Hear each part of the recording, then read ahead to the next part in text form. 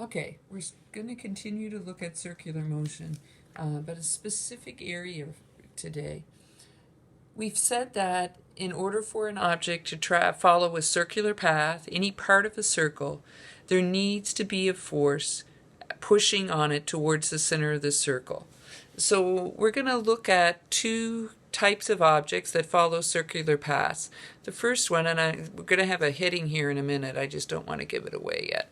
So the first thing we're going to look at are airplanes. Okay? Now, we all know that when airplanes fly, they have to generate a force upward. Sorry, I just need to change my position here. We have to generate a force upward in order to balance out the force of gravity. So you're going to get to see my artistic talent. It's going to be a little scary, but here it is. This is my airplane.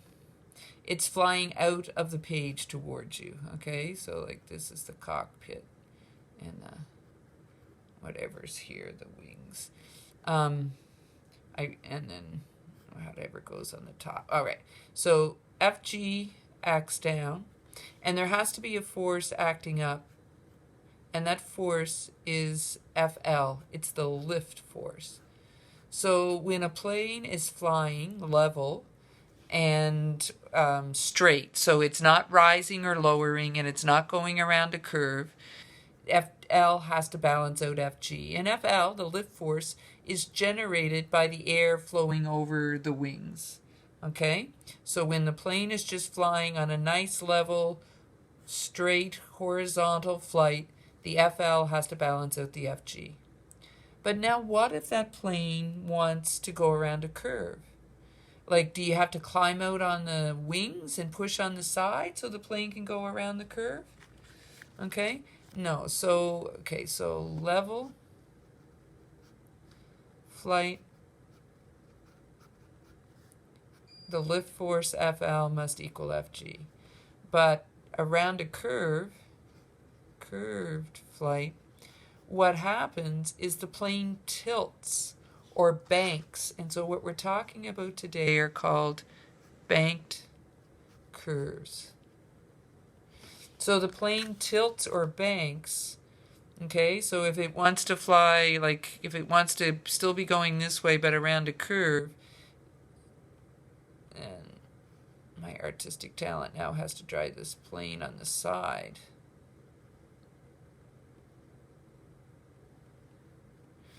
Okay, so Fg still acts down because that's what Fg does. But Fl always acts perpendicular to the wings in the plane. So this is oops, let me draw it on this side. And I now have it curving the wrong way. That's okay. So if it wants to tilt, or if it wants to fly around a curve, then it needs to tilt. So Fl will now look like this. So it'll have two components. It'll have an Fly, which has to be equal and opposite to Fg if you want to Fly. It's all right. If you spell Fly enough, you'll get it. And then it'll have an Flx component, and it'll be the Flx that'll allow the airplane to curve. So this airplane will be curving this way. How much it needs to curve, how much it needs to tilt depends on how fast it's going and what's the radius of the curve. So the Flx becomes the centripetal force equal to mv squared over r. Okay, so if it's a stunt plane, then the radius is probably pretty tiny, and the planes are probably pretty angled, is pretty steep. If it's a passenger plane that's circling an airport waiting to land, it would not be anything near this tilted. It would be just enough tilt, because it would be a nice big radius, just enough tilt to allow it to go around the circle. it certainly beats you standing out here on the wings, pushing on the side of the plane to supply that centripetal force. Instead, it's the FLX that does that, okay? So that's planes. Now, we can't calculate for, anything for planes other than if I told you the mass of the plane and the speed and the radius. You could figure out, how big of an FLX it would need. But we can't calculate FLX ourselves. We would need calculus for that. That will wait until you get to university. But the other thing that often goes around curves and that needs help are vehicles, like cars, trucks, bicycles, etc. And it's the same idea. Up until now, we have our car driving, and again, it's coming out of the page towards us, okay? So these are the headlights. Here's the steering wheel. Here you are holding it, and it's driving out of the page towards us. So if the road is level and you are driving straight, then FG is acting down and the normal force of the road is acting up. And friction would be acting this way to keep, if you wanted to go around a curve, right? Friction would be acting in like that to keep you on the curve. But there are situations where the friction isn't big enough. You want higher speeds, or maybe you're worried about it being slippery, and really it would be the civil engineers that would be doing this. So imagine you're coming off the Trans-Canada Highway down an exit ramp, and it's a really steep curved exit ramp. Well, either you need a really long exit lane so you can bring your speed down from 110 or 120 down enough to go around that curve, or you need something else to help you.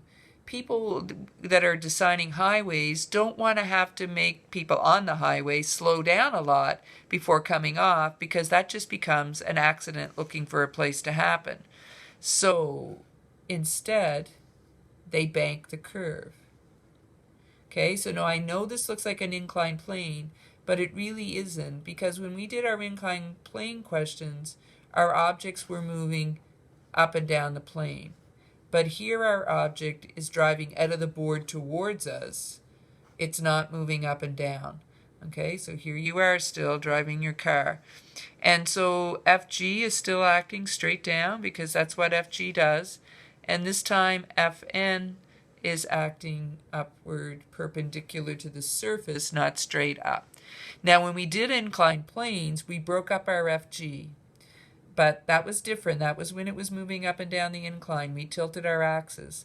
But it's not moving up and down the incline this time, so we don't want to tilt our axis. We are actually looking for the forces that are acting towards the center of this circle. And so we break up our Fn into Fny and Fnx. Fny will have to cancel out Fg. And Fnx will be what is supplying the centripetal force. It'll be what is supplying the centripetal force plus if there's any friction.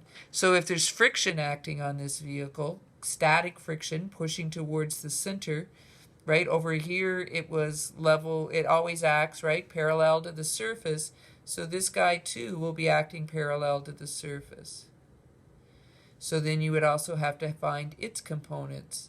Friction in the x direction would be helping your Fnx, and friction in the y direction would have to be taken into account when you're doing the sum in the y to get your Fn. Okay? So engineers will bank curves to try to allow cars to go around at a higher speed. One reason, like I said, was if you're coming off a high-speed highway. Another reason would be if they're building a ramp and they don't have a lot of space to build it. So think about the Princess Margaret Bridge in Fredericton and the exit ramp coming off on the north side. Okay, now the Princess Margaret used to be part of the old Trans-Canada Highway before they divided it. So the speed zone there was 100 going down to 80 because of that ramp. If they had built a flat exit ramp, they would have had to go down to about 40 or so because they couldn't build a big circle there because there's a river, right? So they only had a little bit of space to build this ramp coming off the bridge. And they didn't want, if they did it flat, you would have to drop your speed too much on the bridge.